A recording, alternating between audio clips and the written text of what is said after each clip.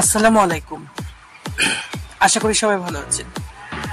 আজকে যে বিষয়টি নিয়ে কথা বলবো, আমি আমার ফেসবুক বন্ধু এবং আমার ইউটিউব চ্যানেল গোল্ডেন ডোর 25 যারা দেখেন তাদের সাথে যে বিষয়টি নিয়ে কথা বলবো আমি, সেটা হচ্ছে বোধহয় ঘোর বিপদে পড়তে যাচ্ছে সমন্বয়করা। এটা অবশ্য প্রায় 10 থেকে 15 দিন আগ থেকেই বোঝা যাচ্ছিল। এখন সমন্বয়ক কারা? এই সমন্বয়ক শব্দটির সাথে কিন্তু আমরা আমাদের আগে পরিচিতি খুব কম ছিল। আমরা এই সমন্বয়ক শব্দটা নতুন শুনছি, আমার কাছে নতুন লেগেছে। এর আগে যখন কোনো আন্দোলন হতো তখন আহ্বায়ক বলা হতো, যুগ্ম আহ্বায়ক বলা হতো, ঠিক আছে।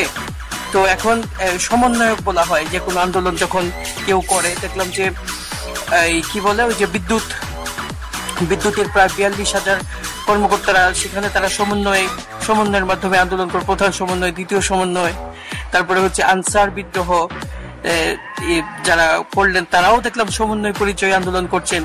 35 চাকরি প্রত্যাশী যারা, তারাও সমন্বয় ইয়াতে আন্দোলন করছেন। তো এখন সমন্বয় কারা, এটা হচ্ছে আসল কথা। এই সমন্বয় শব্দটি নতুন। মূলত এই সমন্বয় শব্দটির উদ্ভব হয়েছে কোঠা সংক্রান্ত আন্দোলন করতে গিয়ে যারা বিপ্লবে জড়িয়ে পড়েছেন, এবং হচ্ছে যারা এই বিপ্লবের মাধ্যমে আমাদের বিগত যে সরকার, সেই আওয়ামী লীগ সরকারকে দেশ ছাড়তে বাধ্য করেছেন, তারাই হচ্ছেন এই সমন্বয়ক। এদের মধ্যে উল্লেখযোগ্য যাদেরকে আমরা বলতে পারি, হাসনাত আব্দুল্লাহ, সার্জিস আলম, রিফাত রশিদ, যার কথা এখন অনেকেই ভুলেই গেছে মনে হয় আর কি, এবং তার কথা এখন আমরা শুনি না। রিফাত রশিদ, হান্নান, মাসুদ, এবং নাম না জানি এরকম অনেকেই আছেন যাদের নাম হয়তো আমি জানি না। তো কেন জানি মনে হয় এই যে তাদের বিপ্লবের ফলে যে দেশটি স্বাধীন হয়েছে, তাদের নেতৃত্বে যে বিপ্লবের ফলে, আমি তাদের বিপ্লবের ফলে বলবো না, যে দেশটি মানে আওয়ামী লীগ শাসন মুক্ত হয়েছে, তো সেই যারা আন্দোলনের নেপথ্যে বা সামনে ছিলেন তারা বোধহয় এবার ঘোর বিপদে পড়তে যাচ্ছেন। কারণ হচ্ছে তাদের কিছু অ্যাক্টিভিটিস, তাদের কিছু কার্যকলাপ কিছুটা বিতর্ক হয়ে গেছে আমার যতটুকু মনে হয়, এবং এটা বিতর্কিত হবারও যথেষ্ট অবকাশ রয়েছে। কারণ হচ্ছে তারা যে বিপ্লবটা তাদের নেতৃত্বে তারা সংগঠিত করেছিলেন, সেই বিপ্লবটাকে তারা তাদের নিজেদের অবদান বলে চালিয়ে দিচ্ছেন। তারা বলছেন যে এটা একমাত্র ছাত্রদের দ্বারাই বিপ্লব হয়েছে। আসলে এই কথাটি আমার বিবেচনায় সত্য নয়। কারণ হচ্ছে হ্যাঁ, ছাত্ররা নেতৃত্ব দিয়েছে, এটাও সত্য কথা, এটা অস্বীকার করা যাবে না। ঢাকা বিশ্ববিদ্যালয়, চট্টগ্রাম বিশ্ববিদ্যালয়, এবং হচ্ছে জাহাঙ্গীরনগর বিশ্ববিদ্যালয়, এবং এটাও ঠিক যে তারা নির্যাতিত হয়েছে, এটাও সত্য কথা। কিন্তু তারপরেও শুধুমাত্র ছাত্ররাই এই যে এই বিপ্লবে অংশ নিয়েছে, এটা আমার বিবেচনায় হয় না। আসলে এটা আমি মনে করি না। কারণ হচ্ছে আরেকটা বিষয় এখানে করা হচ্ছে যে এই বিপ্লবটিকে ছাত্র জনতার বিপ্লব বলে অভিহিত করা হচ্ছে। আসলেই তো সেটা ছাত্র জনতার বিপ্লব নয়। এটা হচ্ছে, এখানে একটু সংস্কার করা দরকার। এটা হচ্ছে ছাত্র ও জনতার বিপ্লব, অথবা ছাত্র এবং জনতার বিপ্লব। এই যে দুইটা শব্দ আলাদা করে যদি আমরা এই বিপ্লবটাকে ব্যাখ্যা করি, তাহলে হয়তো পূর্ণতা লাভ করবে। তো এই যে যারা সমন্বয়ক, তারা যে বিপদে পড়ছেন, কেন পড়ছেন, সেটা বোঝারও একটা অবকাশ। অনেকে সেটাকে অনেকভাবে ব্যাখ্যা করবেন। আমার প্রথম এবং কারণটা হচ্ছে, অনেক কারণ, যেটা হচ্ছে প্রথম যে কারণটা, সেটা হচ্ছে তারা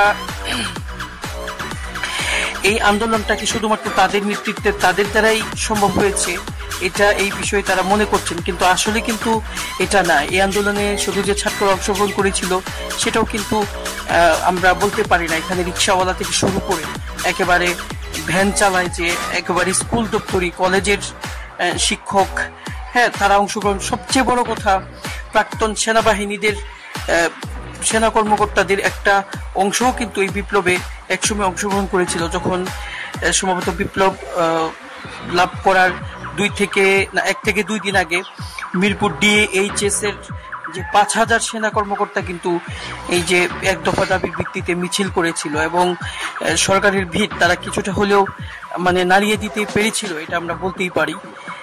এবং হচ্ছে এখানে ইন্ডিভিজুয়ালি আনুষ্ঠানিকভাবে কোনো দল না আসলেও এখানে কিন্তু সব দলের অংশগ্রহণ ছিল। এমনকি কেউ বলছেন যে আওয়ামী লীগেরও একটা অংশ কিন্তু যারা হালুয়া রুটি থেকে বঞ্চিত হয়েছে বা যারা অতীতে তৃণমূল পর্যায়ে যারা বিভিন্ন সুযোগ সুবিধা থেকে বঞ্চিত হয়েছে, অধিকার থেকে বঞ্চিত হয়েছে, যারা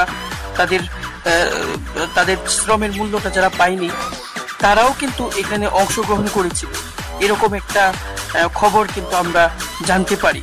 তারপরে হচ্ছে এখানে বিএনপি, জামাত এবং হচ্ছে সবচেয়ে বড় কথা হচ্ছে যারা সাধারণ মানুষ, তারাও কিন্তু এই বিপ্লবটিতে অংশগ্রহণ করেছিল। হয়তো কেউ মাঠে থেকেছে, কেউ বিভিন্নভাবে সহযোগিতা করেছে, হ্যাঁ, এবং হচ্ছে সবচেয়ে বড় কথা এই বিপ্লবে যারা করেছে, সহযোগিতা করেছে, দূরে থেকেও যারা এই বিপ্লবকে দারুণভাবে প্রভাবিত করেছে, যাদের এই যে অবদান এবং যাদের উপস্থিতি এই বিপ্লবকে যথেষ্ট প্রভাবিত করেছে, তারা হচ্ছেন অনলাইন অ্যাক্টিভিস্ট এবং হচ্ছে প্রবাসীরা। কারণ প্রবাসীরা কিন্তু এই বিপ্লব চলাকালীন সময়ে তাদের রেমিটেন্স পাঠানো বন্ধ করে দিয়েছিল, এবং আমরা দেখেছি আমাদের শ্রদ্ধেয় সম্মানিত জুনায়েদ আহমেদ পলক স্যারকে, তিনি হাত জোর করে এই যে রেমিটেন্স যেটা পাঠায় সেটা যারা অব্যাহত রাখে সেই কথা কিন্তু তিনি বলছিলেন।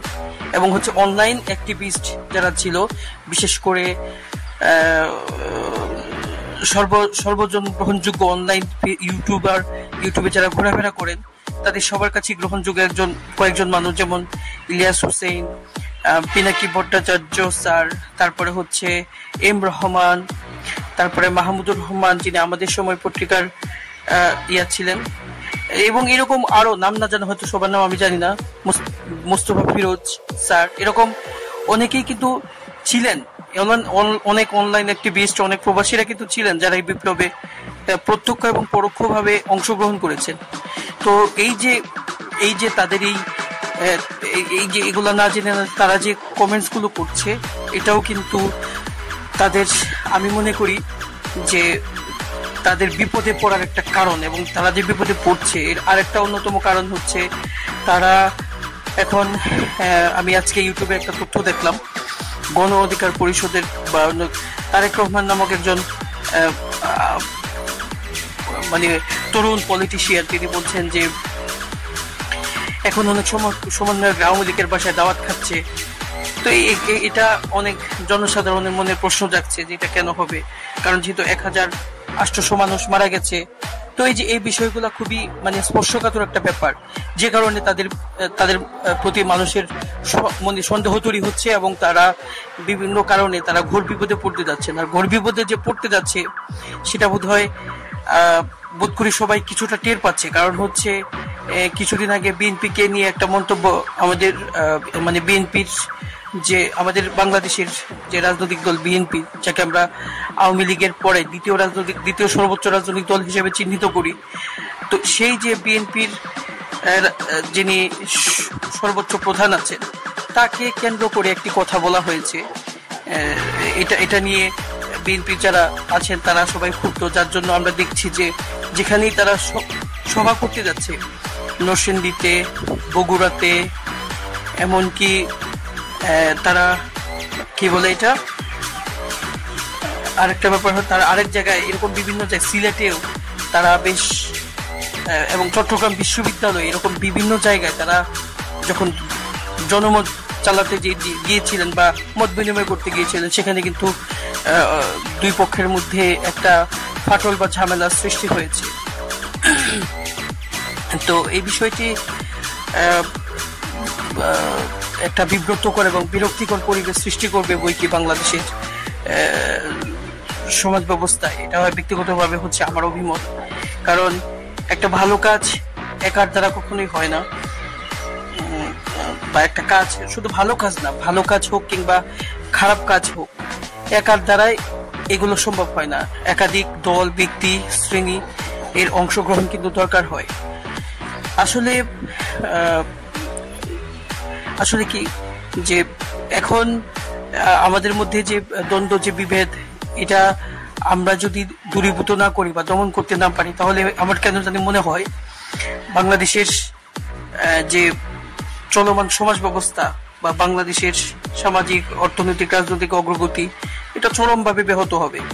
তো আমার মনে হয় এই সমস্ত দ্বিধা বিভেদ, দ্বন্দ্ব ভুলে গিয়ে, এমনকি যারা আওয়ামী লীগের আছেন তাদেরকে নিয়ে আমরা একসাথে একটা দুর্নীতিমুক্ত শোষণমুক্ত সমাজ করতে পারি কিনা, এই চেষ্টা এবং এই প্রচেষ্টাটা সবাই চালানো উচিত। তো সবাই ভালো থাকেন, সুন্দর থাকেন এবং অবশ্যই গোল্ডেন টু 25 চ্যানেল পক্ষেই থাকেন।